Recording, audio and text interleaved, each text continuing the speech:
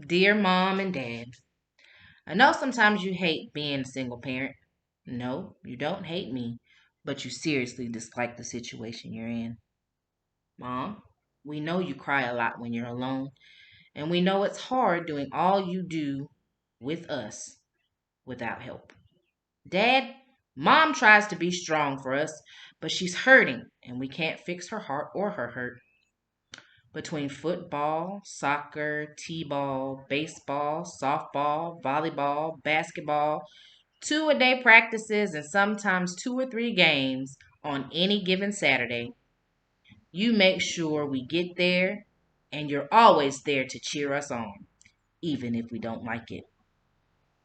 Mom, please don't cry anymore because better days are coming. We love you and don't want you to be sad. One day we will make you proud, and it will be because you gave us so much of yourself. Thank you, Mom and Dad, for showing us what is important and who matters most. Love, your kids. This is a combination of letters that my kids wrote to me and their father when they were younger and expressed to us how they felt and what it was that they saw. It's not always easy to hear from your children, especially on topics that you feel like you're shielding them from or feel as though you should be protecting them from. Being a single parent isn't some glamorous lifestyle. This lifestyle is long nights, early mornings, sick kids, hospital visits, stitches, and hospital stays. It's the good, the bad, and the ugly, and it's on one person to handle. A single parent, by definition, is a person who lives with a child or children and who does not have a spouse or a living partner.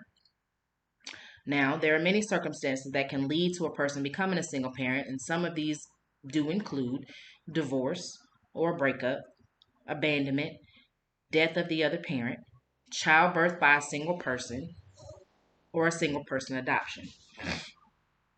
Whatever the circumstances be, there's one thing we must remember: the kids are watching. Now, when we have children, our children become our number one responsibility. And we forget sometimes that they see and hear everything. They are little sponges. Even the things that we think we're able to hide from them, they know. This isn't always a bad thing. You see, your children learn from you. We are their first teacher, and we are their lifelong teacher. They will mimic or imitate what they see and hear you do. Because of this, we can get caught up in the idea that a brave face is always best. I'm here to tell you, it's not. It's okay to let them know that mommy is not okay. It's okay to let them know that daddy is not okay. They need to know and understand, just like we do, it's okay to not be okay. Being a single parent is tough. It has its good moments, has its not so good moments, and it has those downright ugly moments.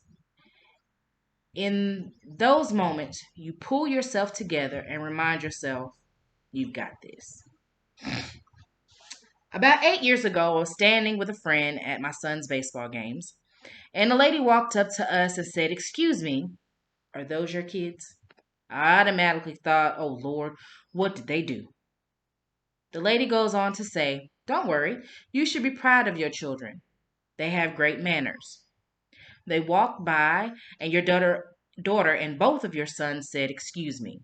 Now, of course, you think, and some people would think, somebody saying "excuse me" is not something that someone should be commending you on.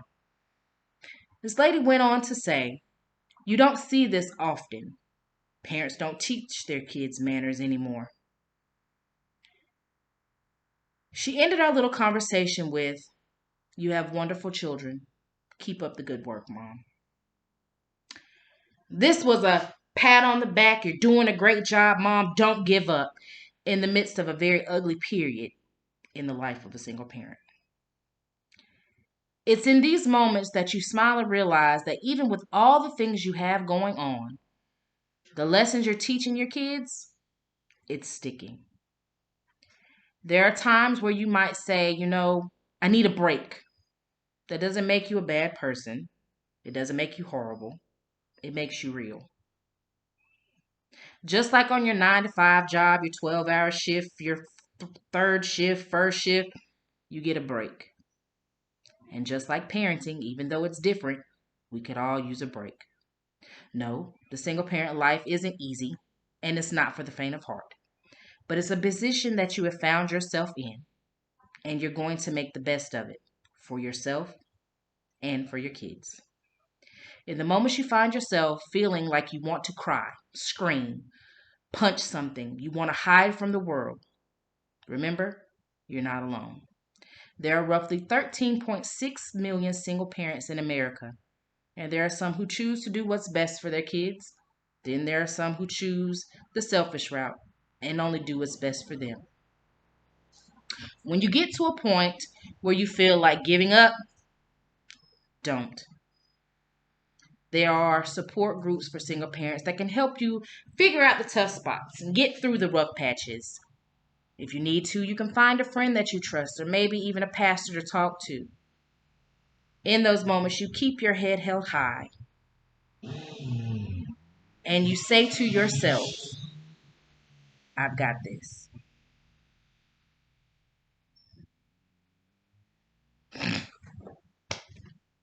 I'm sorry. Monica said that you were done. I'm sorry. Yes, sorry. ma'am. What you need?